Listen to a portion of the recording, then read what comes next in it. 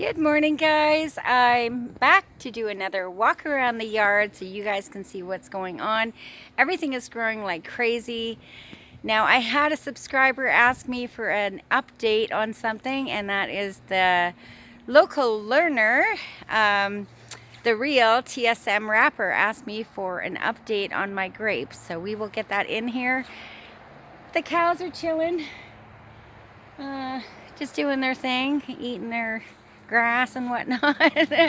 So you guys, this property is so big. By the time I get from one end of the yard all the way down to the other one, it takes me about a week to go through and prune and water and all that neat stuff that gardening includes.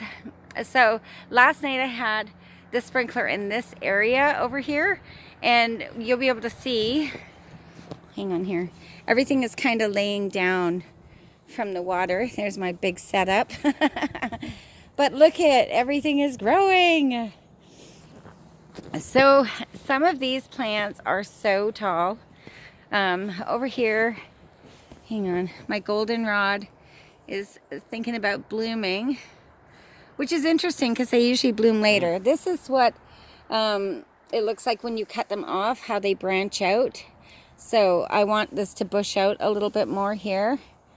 And the fleabane also is starting to look like it's going to flower for me. Hang on here, look at this one.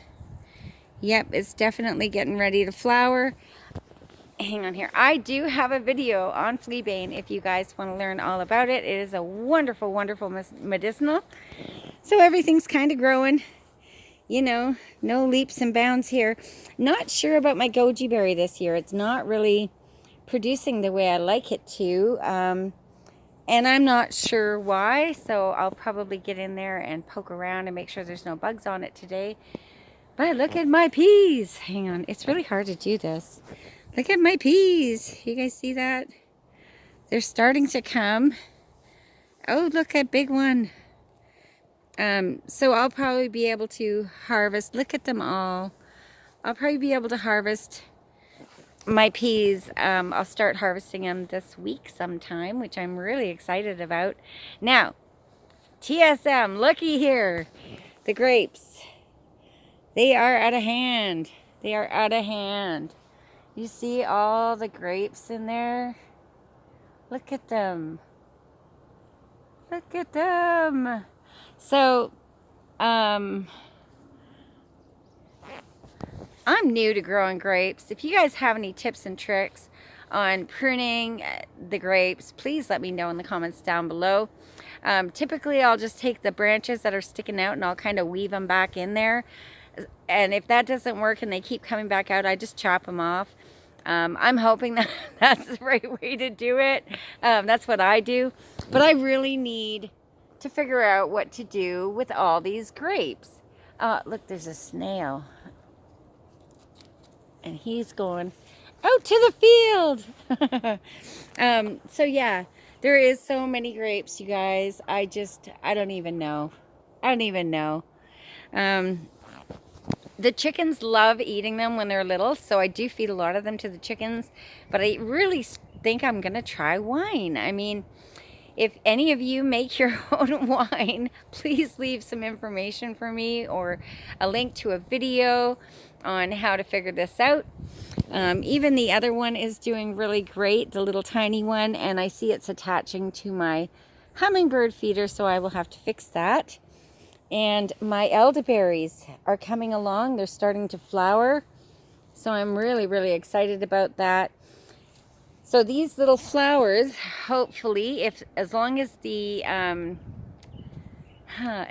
birds don't eat the flowers, I will get a nice harvest of the elderberries.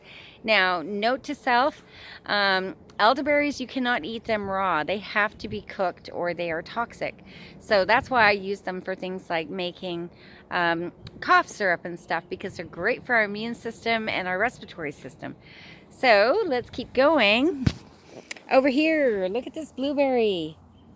Look at how many berries are on this blueberry bush.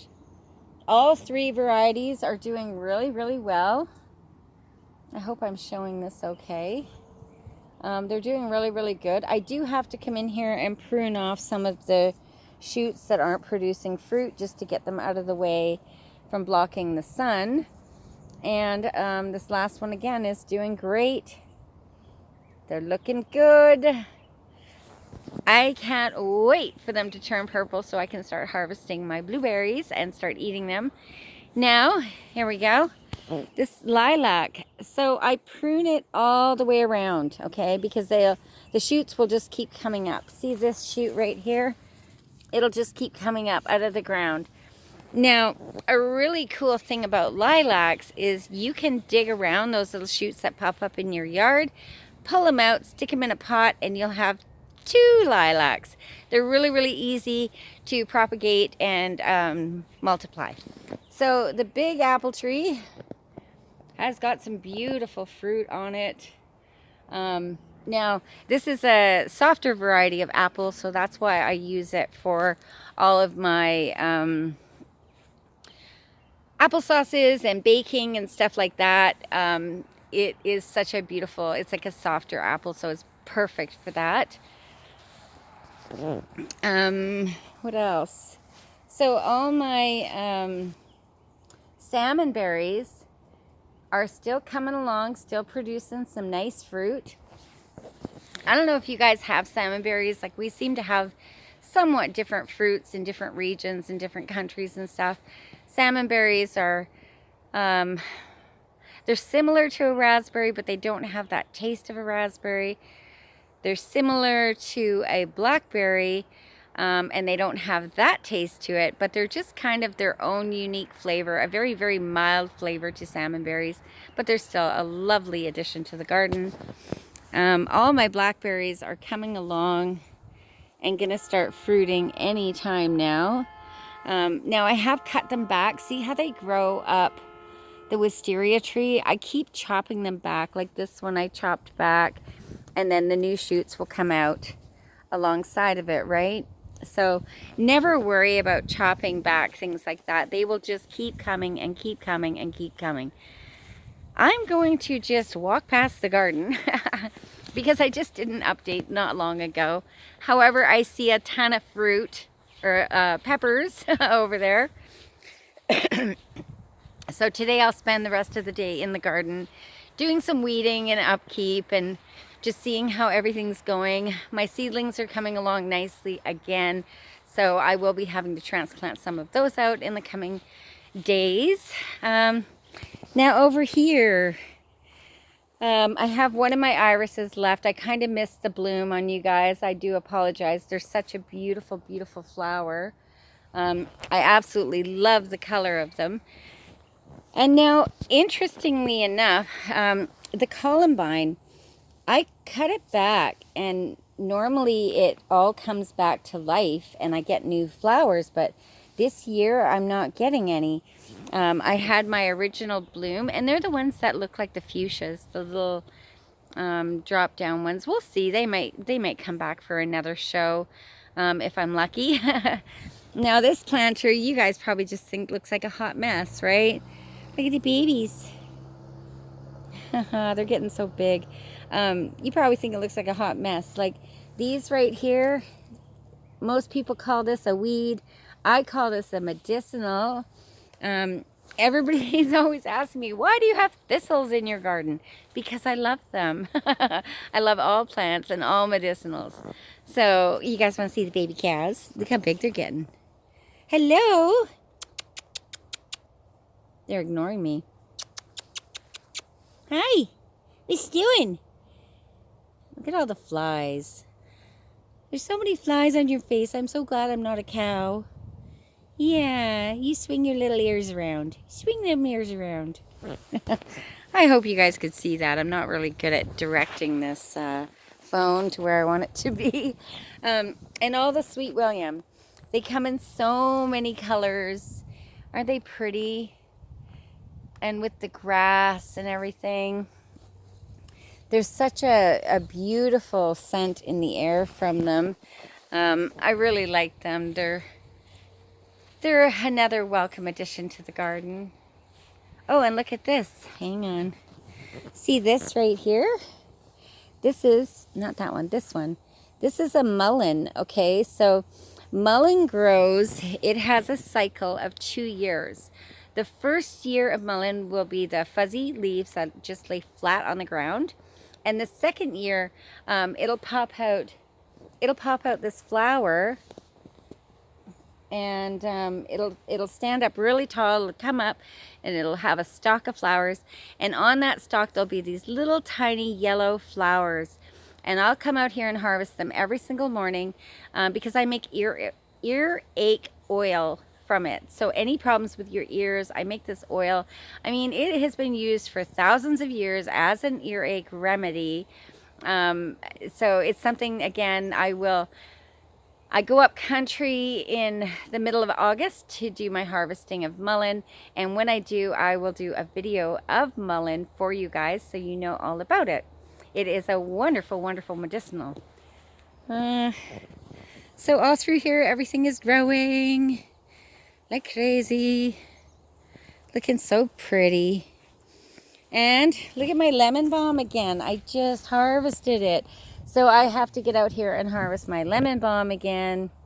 This little blueberry over here has actually got, I think, a fruit on it, which is kind of crazy. I should probably move it. But like I said, it's a big yard and a lot to do. Hang on. Okay, so the yarrow is blooming. My mints are coming along. I planted some sunflowers down here just because, and I will be planting more sunflowers.